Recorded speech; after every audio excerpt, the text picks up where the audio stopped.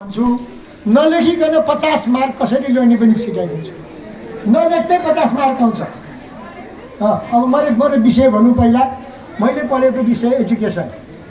मेरो विषय चाहिँ तपाईँहरूले त्यो पढ्ने किताब कसरी लेख्ने, त्यो किताबमा के कुरो राख्ने, कुन क्लासकोलाई के कुरो पढाउने भन्ने विषय चाहिँ करिकुलम भन्छ। मैले त्यो विषय पढेको। अर्को मेरो विषय चाहिँ क्वेसन कसरी बनाउने, जाँचको क्वेसन कसरी बनाउने, त्यो क्वेसनको एन्सर कस्तो लेख्नुपर्छ र कपी कसरी जाँच्ने भन्ने चाहिँ मेरो विषय। त्यो पनि विषय हुन्छ एउटा। मेरो स्पेसलाइजेसन विषय चाहिँ त्यो हो कि। त्यही भएर म परीक्षाकै तपाईँहरूलाई सिकाउँछु। जाँच दिन जाँदा जम्मा 3टा चिज लिएर जानुपर्छ। के तपाईँहरूलाई थाहा होला भन्नुहोस् त। के लिएर जानुपर्छ? पेन है, एकदम लेख्ने पेन लिएर जानुपर्छ। दोस्रो प्रवेश पत्र छोड्नै हुँदैन। तेस्रो के हो? त्यो चाहिँ पेन जस्तै हो। पेन, एक्सेल, पेन्सिल एउटा ठाउँमा आइपर्छ। सामग्री लानु पर्यो जाँचलाई चाहिने। छोड्नै नहुने चिज प्रवेश पत्र। सबभन्दा महत्त्व धेरैले बिर्सिने र जाँच फेल हुने चाहिँ एउटा छ। त्यो तेस्रो के हो भने प्रश्नको उत्तर पनि लिएर जानुपर्छ। फेल हुन्छ जाँचमा जुन प्रश्न आउँछ नि, 3 चिज नबिर्सिने: पेन, प्रवेश पत्र, प्रश्नको उत्तर। यो 3 चिज लिएर गएर पनि फेल भयो भने मलाई भन्न आउनु, म जिम्मा लिन्छु। फेल हुन्छ अब जिन्दगीमा कहिले पनि परीक्षा भन्ने कुरो फेल नहुने उपाय सिकाए। अब 50 नम्बर नलेखी कसरी ल्याउने त्यो सुन्नुहोस् है, ध्यान दिएर। जब तपाईँलाई त्यो जाँच चल्न बसेपछि कपी बाँड्छ। कपीमा सबभन्दा पहिले क्वेसन नआउँदै लेख्नुपर्छ। तपाईँले आफ्नो नाम, रोल नम्बर अथवा सिम्बल नम्बर लेख्नु छ भने त्यो लेख्नु पर्छ। धेरै विद्यार्थी के कारणले फेल हुन्छ थाहा छ? एकदम अहिले मैले भनेको तेस्रो कुरो खुब लिएर जान्छ। प्रश्न अनुसार भट्टाभट लेखिदिन्छ, तर आफ्नो नाम र रोल नम्बर लेख्नु बिर्सिन्छ। अझ टिचरले कसलाई नम्बर दिने? बिएससी एग्रिकल्चर पढ्ने रामपुर क्याम्पस नाम सुनेको छ नि? त्यहाँ एकजना लेक्चरर सरले के गर्नुभयो भने जाँच लिनुहुन्छ अरे, नामै लेख्नु बिर्सिने बिएससी पढ्ने विद्यार्थी। अनि उहाँले जहिले पनि प्रश्न बनाउँदा प्रश्न number 1 what is your name भनेर 1 नम्बर दिनुहुन्थ्यो है। आफ्नो नाम लेखेर 1 नम्बर त आयो। किन केही नलेखे नि 0 दिनु भएन नि त। कापी खाली बुझाए पनि 1 नम्बर आउँछ, किनभने फुल मार्क आउँछ हो। व्हाट इज योर नेम भनेको क्वेसन नम्बर 1 भनेर लेख्नुहुन्छ अरे क्या उहाँले। अनि 79 नम्बरको अरू क्वेसन सोध्नुहुन्छ अरे। त्यसपछि विद्यार्थी पनि 0 नआउने, केही नलेखेको 1 आउने हो। अर्को कुरो कसको कपी भनेर सरलाई थाहा पनि हुने, त्यस्तो आविष्कार गर्नुभएको छ उहाँले। तपाईँहरूले चाहिँ 50 नम्बर ल्याउने तरिका के हो? सिरियसली सुन्नुहोस्।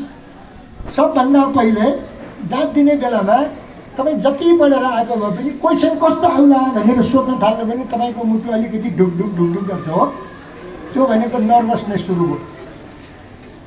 कसैलाई हातमा पसिना आउँछ, तपाईँको हत्केलामा पसिना आयो भने बुझ्नुहोस् तपाईँ पढेर आएर पनि त्यो जाँच भन्ने चिजदेखि डराइरहनु भएको छ। त्यसकारण नर्भसनेस भयो भने पसिना आउँछ है। कसैलाई के गरौँ एकदम छटपटी हुन्छ। धेरै पढेर सबै थोक आयो भने नि बर्बाद हुन्छ। कहिले के बर्बाद हुन्छ? कुन चाहिँ पहिले लेख्ने भन्ने समस्या हुन्छ कि। क्वेसन नम्बर 1 हेरी नि आउँछ, 2 हेरी नि आउँछ, 3 हेरी पनि आउँछ। अब सबभन्दा राम्रो चाहिँ कुन लेख्ने भनेर गडबड हुँदैन त। त्यस्तै बेलामा पनि के गर्नुपर्छ? याद गर्नुपर्छ। कहिलेकाहीँ धेरै जान्ने विद्यार्थी फेल हुन्छ। कसरी भन्दा त्यही 1 नम्बर क्वेसनको 5-7 पेज लेख्न थाल्नु भने के हुन्छ? फेरि आएर अरू क्वेसन छोड्दैन हो। 50 मार्क ल्याउनलाई सबभन्दा पहिले तपाईँको टाइम कति हो, लेख्नुपर्ने एन्सर कति हो, कतिवटा हो, त्यो क्यालकुलेसन गर्ने। र लगभग क्यालकुलेसन गरेपछि एउटा क्वेसनलाई कति समय मैले दिने, त्योभन्दा बढी लेख्नु हुँदैन भनेर सबै क्वेसन चाहिँ मैले एटेम्प गर्नुपर्छ भनेर टाइम म्यानेजमेन्ट गर्नुपर्छ है। त्यसपछि लेख्नुभन्दा पहिले सबै क्वेसन टप टु बटम एकचोटि पढ्ने है। धेरै जस्तो कपी जाँदाखेरि म धेरै कपी तपाईँ जस्तै विद्यार्थीले जाँचेको छु कि क्वेसनले हाउ इज भनेर सोधिरहेको हुन्छ, विद्यार्थीले वाट इज लेखिरहेको हुन्छ। कति नम्बर दिने? तपाईँहरूले लेखेको बेला त थाहा हुँदैन। आएको छ भने चाहिँ त्यो क्वेसनै राम्रोसँग नपढिकन लेखिन्छ र राम्रो नम्बर आउँदैन।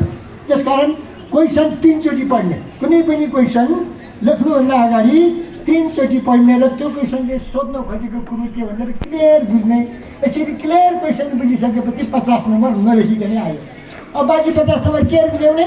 लेखेर होइन। तपाईँले 50 नम्बर आयो किन भनेको तपाईँले नलेखेसम्म त तपाईँले क्वेसन बुझेको छ भनेर हामी एक्जाम जाँदाखेरि कसरी थाहा पाउनु त तपाईँले क्लियरली क्वेसन बुझ्यो भन्ने कुरो तपाईँले लेखेको एन्सरबाट थाहा हुन्छ हामीलाई यसले क्वेसन राम्रोसँग बुझेको छ जहिले पनि लामो हामीलाई चाहिँ नि धेरै लेख्यो भने नम्बर आउँछ भन्ने हुन्छ स्कुलमा हामीले त्यसै भन्न थाल्थ्यौँ एकचोटि के भयो थाहा छ हामीले संस्कृत पढ्थ्यौँ संस्कृत केही बुझेको छैन थोरै पढ्नु पर्थ्यो जम्मै कण्ठ क्वेसनले कसरी थाहा छैन आएको जम्मै लेखिदिने क्या कोर्सै पुरै लेखिदिएर पनि हिँड्नु सक्ने हामी त्यहाँबाट चाहिँ नि लेखेर आइसकेपछि साथीसँग फुर्ती गर्ने आज त मैले सबै लेखिदिएको छु मेरो त 81 आउँछ भने रिजल्ट हुँदाखेरि 128 आइरहने क्या बुझ्नुभयो 81 आउँछ भनेको कति आएर 128 18 आइरह किनभने संस्कृतमा सानो सानो एउटा थप्लोको पनि नम्बर गल्ती हुन्छ